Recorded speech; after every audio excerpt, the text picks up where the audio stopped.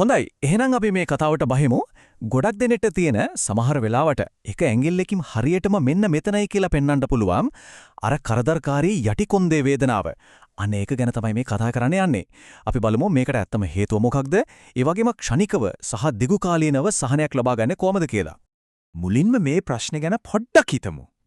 අපි හැමෝම යටි කොන්දේ කැක්කුම කියලා කියන මේ දේ ඇත්තටම කොන්දේ ප්‍රශ්නයක් නෙවෙයි නම් වේදනාව දැනෙන තැන නෙවෙයි ඒක පටන් ගන්න තැන වෙන තැනක් නම් මෙන්න මේක තමයි වැදගත්ම කාරණය.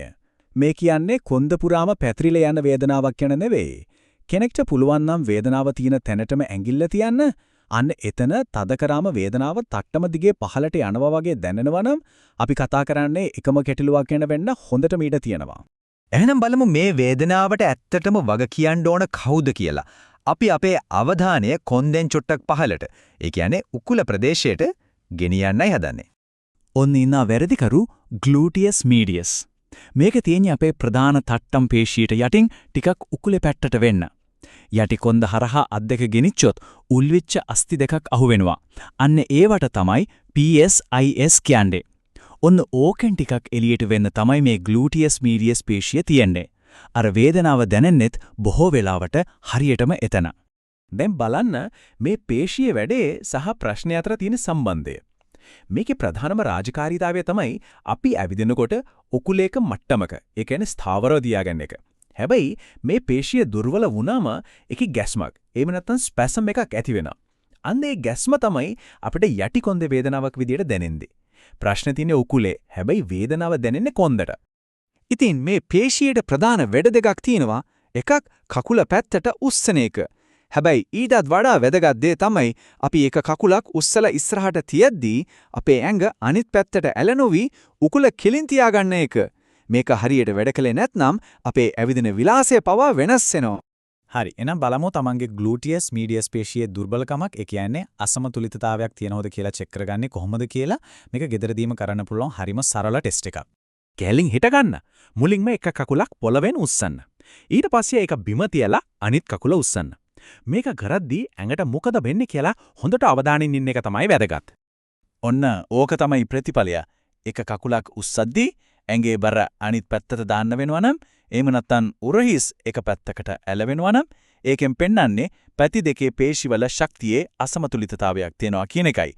දුර්වල පැත්තේ කකුල උස්සද්දී තමයි ඇඟට මේ විදියට දඟලන්න වෙන්නේ. හරි. දැන් ප්‍රශ්නේ අඳුරගත්තා. ඉතින් වැදගත්ම දේ තමයි මේකට දැන්ම මොකද කරන්න කියන එක. නේද? මෙන්න තියෙනවා මේ වේදනාවෙන් ක්ෂණිකව සහනයක් ලබා ගන්න පුළුවන් නියම ක්‍රමයක්. මේකට අපි පාවිච්චි කරන්නේ වෙන මොකුත් නෙවෙයි අපේ මාත. සමහරු ලැක්‍රෝස් බෝල වටේ දේවල් පාවිච්චි කරනවා. හැබැයි දැනටමත් රිදෙන ඉදිමිලා තියෙන පේශියකට එච්චර තද පීඩනයක් දුන්නොත් ඒක තවත් දරුණු වෙන්න පුළුවන්. අපේ මාතෙන් පීඩනය අපිට ඕන විදිහට පාලනය කරන්න පුළුවන්. හරි, මෙහෙමයි කරන්නේ. වේදනාකාරී පැත්තට බිම ඇලවෙලා අර රිදෙන තැනටම මාපට ඇඟිල්ල තියලා තද කරන්න. ඊළඟට ඒ පැත්තේ ධන හිස බිම ගාවලා කකුල පිටුපස්සට විසි කරලා පා ඇඟිලි පොළව පැත්තට හරවලා උඩට උස්සන්න. මේ චලනය කරද්දි මාපට ඇඟිලි යටින් පේශිය එහාට මෙහාට යනව හොඳට දැනෙන්න ඕන.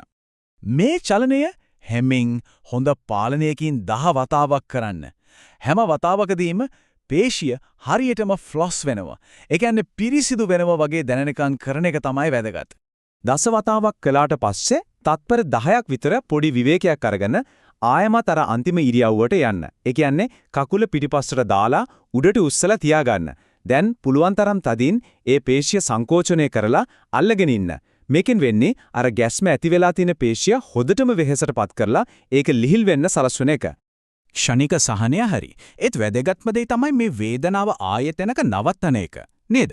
ඒකට කරන්න ඕන දේ තමයි අර දුර්වල වෙච්ච ග්ලූටියස් මීඩියස් පේශිය ශක්තිමත් කරන එක. හොඳයි, අපි බලමු ඒකට කරන්න පුළුවන් ව්‍යායාම මොනවද කියලා. මේක හරිම සරල, ඒ වගේම හරිම ඵලදායී ව්‍යායාමයක්. බිත්තියක් ළඟ හිටගන්න, බිත්තිය පැත්තේ අත සමබරතාවයට තියාගන්නත් පුළුවන්. දැන් බිත්තිය පැත්තේ තියෙන කකුල උස්සලා බිම තියෙන කකුලේ උකුල බිත්තිය පැත්තට තල්ලු කරනවා. මේකෙන් බිම තියෙන කකුලේ ග්ලූටියස් මීඩියස් එකට කෙලින්ම ව්‍යායාම ලැබෙනවා. හරි. ඊළඟ ව්‍යායාමය නම් ටිකක් අමුතු විදිහේ එකක් වගේ පේනේ. ඒත් විශ්වාස කරන්න මේකෙන් නියම ප්‍රතිඵල ගන්න පුළුවන්. ඩිප් බෙල්ට් එකකට කෙටිල් බෙල් එකක් වගේ බරක් දාලා ඒක කකුල් දෙක අතර එල්ලෙන විදිහට ඉනවටා දාගන්නවා. ඊට පස්සේ හෙමින් ඇවිදිනවා.